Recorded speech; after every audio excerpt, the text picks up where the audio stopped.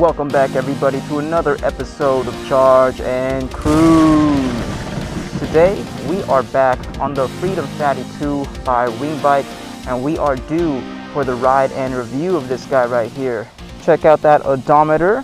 It is reading 301, so 301 miles I've pedaled with this guy so far. Now that's not the most amount of mileage I've done for a bike, but I consider these pedal miles, not throttle miles, because this for sure is more of a pedal style e-bike. So I've only been using the thumb throttle very sparingly just to get going from a dead stop, but that's about it.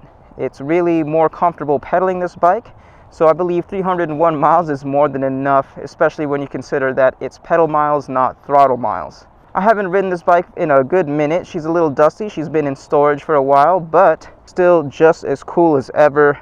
So I have had a couple videos with this bike already. If you're interested in that, there's a playlist down below. Without further ado, let's hop on this thing and start the ride and review. So we got a nice little runway ahead of us. We're gonna do our top speed test for the freedomfatty 2. We're gonna bump it up all the way to pedal assist 5. Now this is a 36 volt bike, 750 watt motor. So it's most likely not gonna get the most torquey start off, but I believe they advertise this bike to reach about 25. We'll see. I'm not sure if I've ever gone that fast before, especially on GPS. I have had it hit 25 on the display here, but we'll see what GPS tells us. 3, 2, 1, go. And as expected, pretty slow off the line. We're at 13, 15, 16 miles an hour. 17 now, and of course there's a car in the bike lane, but looks like we'll be okay. 21 miles an hour right there, and we're still going. 21.7, 21.2. looks like we are stuck at 21 miles an hour. That's just about where she caps off. I'm gonna go ahead and try to pedal now and try to boost it up with pedal assist. See if we can't pass 21 miles an hour. 22 right there on pedal assist. 22. Yeah, it looks like we are just capping out at 22 when I'm pedaling, but 21 on throttle. So not quite the advertised 25 miles an hour, but not too bad nonetheless. Again, we're looking at a 36 volt bike, so can't expect too much out of it. So the freedomfatty 2 by Wingbike, a very unique and special bike. It's not the most powerful, it's definitely not the fastest, but it definitely has some good key advantages as opposed to, other types of e-bikes out there. One being its looks. For sure this thing will pass as a pedal bike. The battery integration is very, very streamlined. Essentially goes right into the frame, and it's honestly very hard to tell that this is an actual e-bike. It is running a 36 volt system paired with a 750 watt motor, rear hub motor, and it is branded Wing, but I'm about 95% sure that it's a Bafang rear hub. It also comes with 20x4 Kenda Crusaders, puncture resistant. Regular spokes, no mag wheels here, but the ride itself, especially on smooth road, gravel, things like that, very, very smooth.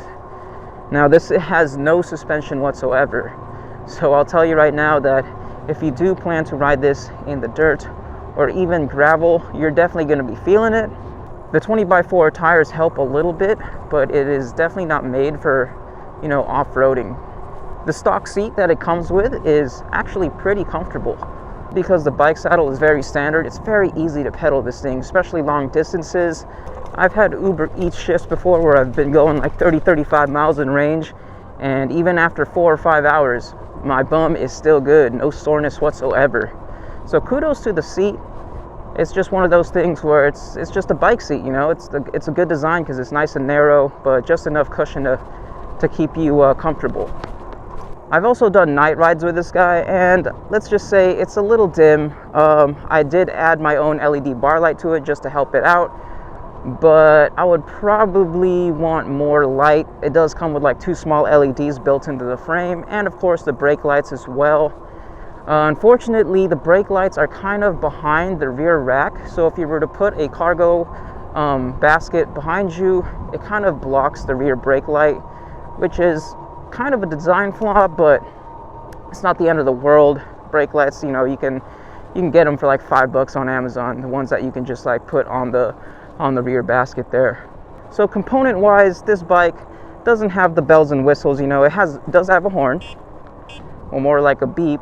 Mechanical disc brakes, Shimano 7-speed shifter, 180 millimeter rotors, kind of just the standard stuff, you know. I do enjoy the tires though. The Kenda Crusaders are a really nice tire, especially for, you know, on and off-road. Transitions really well, you know, you can just go here and transition back onto the road. They're very grabby, and they are puncture resistant. Now, to double back on the riding experience, if you enjoy, you know, kind of like standard bicycle pedaling experience, then this bike definitely works out. You do not feel like a moped cafe racer on this thing. Oop, pedal strike. You don't get many looks because it kind of just blends into the bike atmosphere. I've had more powerful bikes, more faster bikes, but this doesn't really try to compete in that category. This is more or less a very legal e-biking experience. The battery itself, 13 amp hours, has lasted me a pretty long time. And when you pair it with gears and, you know, 36 volts, it really just kind of sips on it. And I've definitely had shifts where I'm going 4 or 5 hours, 30, 35 miles, no problem. Of course, I'm not going to be blasting through the streets at 20 miles an hour, but nice cadence, maybe like 12, 15 miles an hour, not really pushing yourself. It's definitely perfect for that. Oh man, what a beautiful day today. Got the old duck pond here. People do fish here. I'm not really sure what's out there, probably just catfish and I don't know, tilapia. But it's nice to have a little touch of nature in between the city, right? So although this bike does come with a thumb throttle, I do use it very sparingly. Like I said previously before, really it's kind of an afterthought. To be honest, you don't really need the thumb throttle. It's only really good for, you know, getting up to speed initially. We're going to be turning into a little bit of an off-road rough patch, more like gravel road situation here, and because they're 20x4 tires, of course you can roll over these rocks pretty easily. You just feel the bumps. You know, you're definitely going to be feeling the the ruts in the road, but it's definitely bikeable. So for gravel roads, it's not too much of a jarring experience. You just got to be ready to be bumped up a little bit, like there. And you know, I never really get range anxiety on this thing, because even if I were to run out of battery, it's very easy to pedal. This bike only weighs about 59 pounds. So you're actually able to pedal this thing. Of course, you're going to be working because they're 20x4 tires. But the fact that you can pedal it without, you know, the use of motor help is a huge plus. And out of all my bikes, this is the bike that I never really get range anxiety, because even if I turn it off or even if it shuts down on me, I know I can pedal it. But clean little gravel roads like this, no problem for the Freedom Fatty 2. Now, wingbikes do make a skinny tire version of this bike, more for like city commuting. It's just a Freedom bike, no fatty attached to it.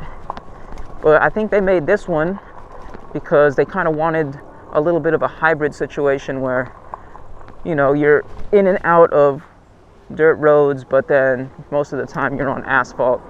So it's definitely a nice little hybrid bike. One thing I do enjoy about the bike is its maneuverability. So because there's no like big shocks or kind of anything in the way, the turn radius is really, really nice.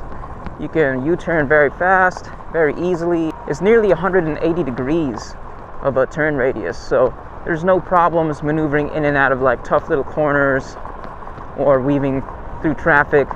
I've used this bike on many different delivery shifts, and it's just been very, very easy to get in and out of parking lots, in and out of, you know, buildings. Now, although there's no bells and whistles like I mentioned, it does come with some pretty standard stuff like the front and rear fenders, which is always good. for keeping your butt dry when it rains. And it even has front and rear rack integration, so very easy to add those as well. I believe Wingbike sells those accessories too. If you enjoy e-biking, you know, the pedaling experience, no need for you to be blasting through town at 30-40 miles an hour, then this is really a really nice bike. It's lightweight enough to where you can kind of just take it anywhere, even upstairs, things like that. It's large enough to be stable on conditions like this, where it's kind of like just gravel, dirt roads. It's sleek enough where you don't have any dirty looks. I would have absolutely no trouble taking this up trails where it's normally for joggers. So yeah, this thing is just a sweet little bike. If anything, I would probably do upgrades, right? Like, you know, maybe hydraulic brakes. But other than that, it's kind of just good for what it is. Like, look at that battery. I know it's small at 14 amp hours, but it's perfectly integrated into the frame, and you can take this around and not really have to worry because it just looks like a regular fat tire bike. Until you start hearing it or notice the rear hub motor, it can just get away with being a nice blacked out bike. It's got its own unique look, but I've actually had plenty of compliments on this bike as well. But you know what, the only thing that I would probably recommend is that it's more or less for taller riders, just because if you put a basket back here, right, it's really hard to lift your leg over. So sometimes I'd have to lift this leg over the frame, and I'm not the tallest person in the world, so it's a little bit hard to get used to. Not a deal breaker, but just something to think about. Taller riders will probably enjoy this bike a little more. And then there's no quick release on the bike seat here. You kind of have to have a hex tool to loosen this up and raise the seat. So it's pretty good if you want to leave your bike out and not lose a seat. I mean, it's pretty much locked in there. And then of course the wiring here is actually really nice. They have the little bracket here to keep it all together so it's not all over the place, but it's still just a very clean, sleek bike. In conclusion, you know, with sales and whatnot, I think this bike can run around 12 to 1300. I think it's very, very good for a beginner bike, and really, really good if you are not into the cafe racer moped race where everyone's just trying to get more power and speed. If you just want to enjoy a casual stroll, not have to worry about range anxiety, get up to 20-21 miles an hour, which is plenty fast, especially if you're on the street where there's, you know, it's kind of crowded, there's a lot of stoplights and intersections. Why would you be blasting at 30-35 miles an hour when you're in a congested place like that? Perfect for the city, which is probably why their Wingbike is based out of New York. It's really, really good for those small congested metropolitan areas, and again, very lightweight. You can take it up some stairs, 59 pounds. And although I said there's no bells and whistles, there actually is a whistle. Check this out. That is actually a wireless lock and unlock alarm. So it doesn't actually lock the bike, but it does have vibration warning. So if I touch the bike, it'll go crazy, right? And then you just unlock it. But really cool for your like in and out of coffee shops, you know, kind of a deterrent. Not the most secure thing, but nice to have, right? So yeah, that's about it for the Freedom Fatty 2. If you're interested in this bike, the links are down below. Let them know that I sent you. It'll help me and the channel out greatly. Still one of the coolest bikes that I've ever had the pleasure of reviewing. Let me know what you guys think about it. Let me know what kind of e-bikes you are actually looking for. Until next time, take care, farewell.